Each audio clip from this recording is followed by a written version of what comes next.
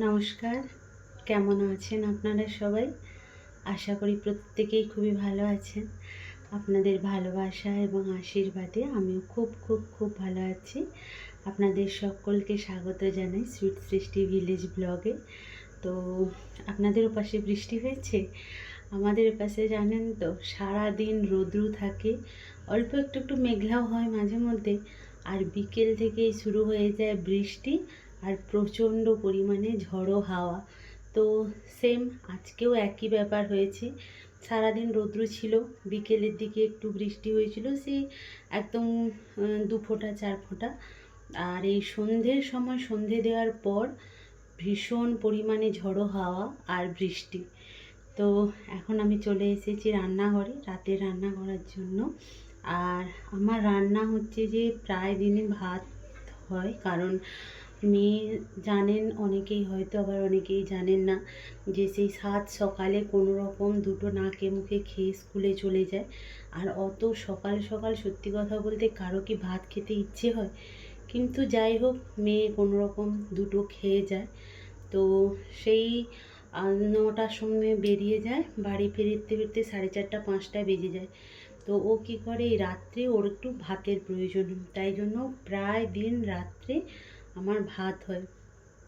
কিন্তু আজকে ভাতও হচ্ছে, আবার রুটিও হচ্ছে।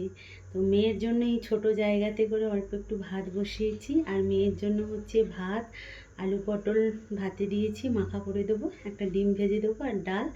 আর আমাদের হচ্ছে রুটি আর তড়কা, আর স্যালাড তো আছেই সাথে সাথে। তো দেখুন, এখানে কড়াই বসিয়ে দিয়েছি তড়কা বানানোর জন্য, আপনাদেরকে দেখাই দাঁড়ান। দেখুন, মেয়ের ভাত বসে গেছে, আলু আর একটা পটল ভাতে দিয়েছি, আর গ্যাসটা অল্প কমানো আছে, একটু বাড়িয়ে দিই আর ঢাকনাটা লাগিয়ে দিই, মেয়ের ভাতটা হোক। আর এধারে আমি তেল বসিয়ে দিয়েছি কড়াইতে তড়কা বানানোর জন্য। তো এখন আমি তড়কা বানিয়ে নিই।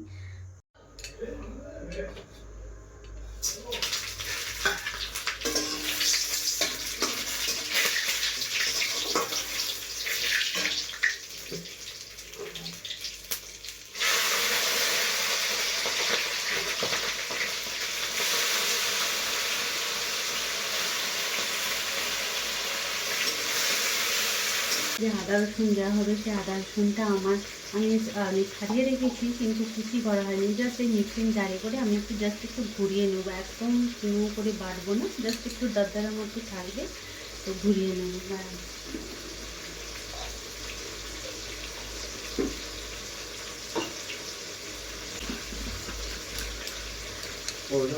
এই যে মশলা করছি, টমেটো, কাঁচা লঙ্কা, শুকনো লঙ্কা, ফোড়ন, তেজপাতা, একটু গরম মশলা দিয়ে দিয়েছি।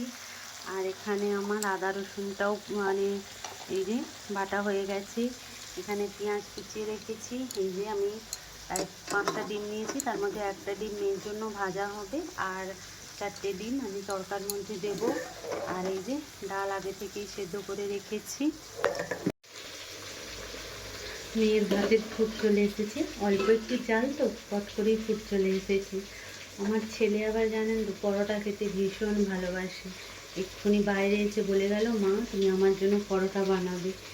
তো এখন চলো আমি ছেলে মেয়েদের জন্য রান্না সেরে নিই।